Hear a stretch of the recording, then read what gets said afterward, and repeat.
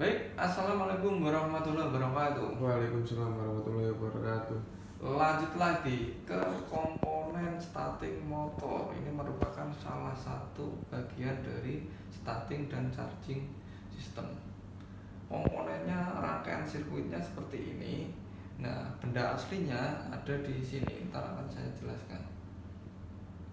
Untuk cara kerjanya, ketika C ini dapat arus, nah makanya ini terhubung dengan ground, ini terhubung dengan ground, ini akan terjadi kemagnetan.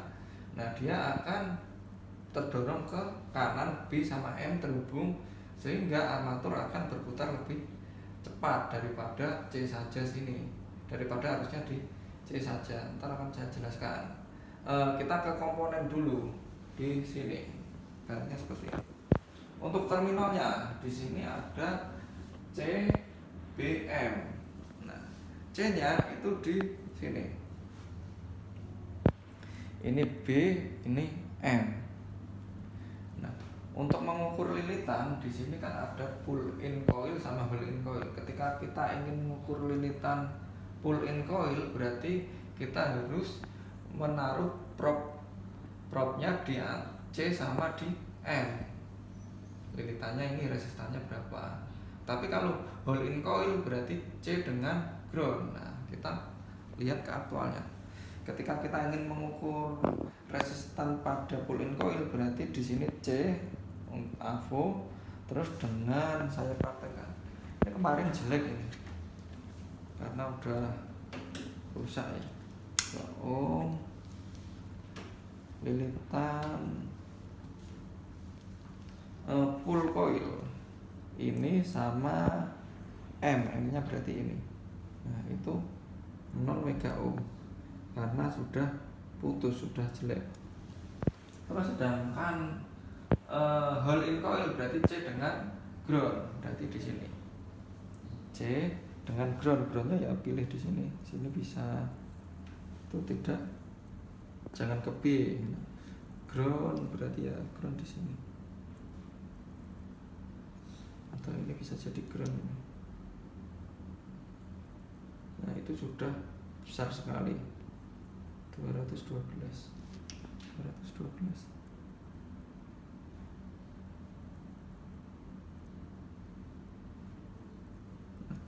Berarti ini sudah putus. Seperti itu ya kan. Terus komponen-komponennya dulu. Ini namanya bisa plunger. Nah, ini ketika C-nya dapat arus, ini akan tertarik sehingga ini ada tembaga yang menghubungkan ini terminal B dengan M, ini terhubung. Nah, terus habis itu di sini ada overrunning plug, di sini ada tit yang menempel dengan yang kena flywheel. Terus di sini ada armatur, di sini ada komutator, ada brush, fill coil, sudah. Ntar kabel M dia akan dihubungkan ke sini, ke fill coil. Nah, ini misalnya ya, kenapa sih harus ada, saya buka ke diagram lengkapnya. Nah, sini. Kenapa sih harus ada pull-in coil dan hole-in coil? Nah, ini apabila hole-nya saya hilangin, kira-kira masih bisa bekerja atau tidak? Nah, di sini akan saya jelaskan. Perhatikan ya, sekaligus merekam, perhatikan. Ketika hole ini saya hilangin, arus dari C ini dia akan masuk ke lilitan. Nah, dia ke M standby, terus ke fill coil, ke komutator, ketemu ground. Nah, kalau udah ketemu ground, ini akan terjadi kemagnetan. Apakah kuat? Harusnya kuat, karena ini di seri mungkin kuat tapi lemah. Sehingga kalau kuat ini akan terdorong ke sini. Nah, ini ketika tit ini jilalah ketemu sama tit atau enggak pas, dia itu nggak bisa masuk. Kalau dia nggak bisa masuk, B sama M nggak bisa terhubung. Nah, syarat harus B sama M terhubung itu ketika titnya dari si starting motor ini bisa masuk ya minimal 80%. Nah misalnya ini tit ketemu tit, dia akan nempel sehingga ini nggak bisa terhubung. Nah kalau nggak bisa terhubung, tit ketemu tit, karena ini ada fill and coil terus dihubungkan ke sini, ini akan berputar. Kalau berputar, nah, terus ada kemungkinan setelah berputar ini akan tetap ini mempunyai gaya narik, berarti ini dorong. Kalau udah pas antara sela-selanya dia akan terdorong ke kiri. Kalau udah terdorong ke kiri, ini akan nyambung. Kalau nyambung, nah di sini B ini akan dapat arus ke M. Nah, tapi dia akan lari ke atas ke coil punyanya pull, sama ke bawah punyanya fill. Nah, ketika pull ini M-nya dapat arus, J-nya dapat arus, ini nggak akan terjadi kemagnetan. Kalau nggak terjadi kemagnetan, ini akan terlepas sehingga B nggak bisa nyambung ke M. Ini starting motor nggak bisa muter. Jadi itu harus alasannya ada hole in coil. Tujuannya apa? Ketika B sama M terhubung dengan arus, nah M ini diteruskan ke C ini sama ke bawah. Ini ketika nggak terjadi kemagnetan, C ini akan masih terjadi kemagnetan di sini, sehingga ini tetap akan ada gaya magnet yang menempelkan B dengan M. Makanya di sini disebut hole in coil. Jadi ketika pull in coil ini sudah tidak terjadi kemagnetan, hole in coil masih bisa bekerja. Dan secara teori harusnya hole in coil ini lebih besar kemagnetannya dibandingkan dengan pull in coil, karena dia tidak di seri. Kalau pull in coil dia di seri dengan si fill coil, sedangkan hole in coil dia langsung dapat ground. Jadi kemagnetannya yang besar ini. Nah, jadi alasannya kenapa ada hole in coil, yaitu ketika hanya pull saja, ketika ini menempel dia akan terlepas seperti itu. Terus ketika pull in coil ini saya putus, hanya menggunakan hole in coil, apakah bisa bekerja? Nah, kita lihat. Ini terjadi kemagnetan, dia akan menarik plunger ke sini. Ketika tit ketemu dengan tit, dia nggak bisa masuk, ini nggak akan bisa nyambung. Dia akan stop di situ, nggak bisa nyambung. Akhirnya dia nggak bisa bekerja. Tapi ketika dia tiba-tiba kok waktu ini hole in coil ini kok pas, artinya apa? Ini pas antara sela-sela. Ketika dia pas bisa masuk, nah ketika bisa masuk ini akan terhubung. Kalau terhubung berarti ini akan terjadi kemagnetan. Jadi kalau misalnya pull in coil ini putus, berarti kemungkinan kalau pasnya tit dengan tit dia nggak bisa masuk, dia akan ngejam di situ. Tapi kalau ketika ini titnya berada di sela-sela antara tit, dia akan bisa masuk. Kalau menjelalah kok pas bisa masuk, berarti dia akan bisa berputar. Bahasa Indonesianya jelalah ya Pak? Kok nah gitu intinya ya teman-teman ya. Barangkali nggak kopi, nah kok masuk, bisa masuk dia. Nah kalau bisa masuk berarti dia ini ada kemungkinan kalau pullnya putus, berarti kalau tit ketemu tit dia nggak bisa nyala. Tapi kalau tit berada di antara sela-sela dia bisa nyala. Tapi kalau yang hole-nya ini putus, berarti dia sudah pasti nggak bisa menyala, karena kemungkinan gini saya jelaskan. Kalau ini yang putus berarti ketika tit ketemu tit nabrak, nah karena ini terjadi kemagnetan dia akan berputar, dia akan masuk. Ketika masuk ini terdorong, B sama M ini terhubung.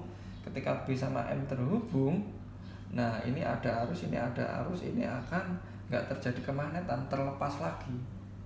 Berarti nyambung lepas akan seperti itu terus.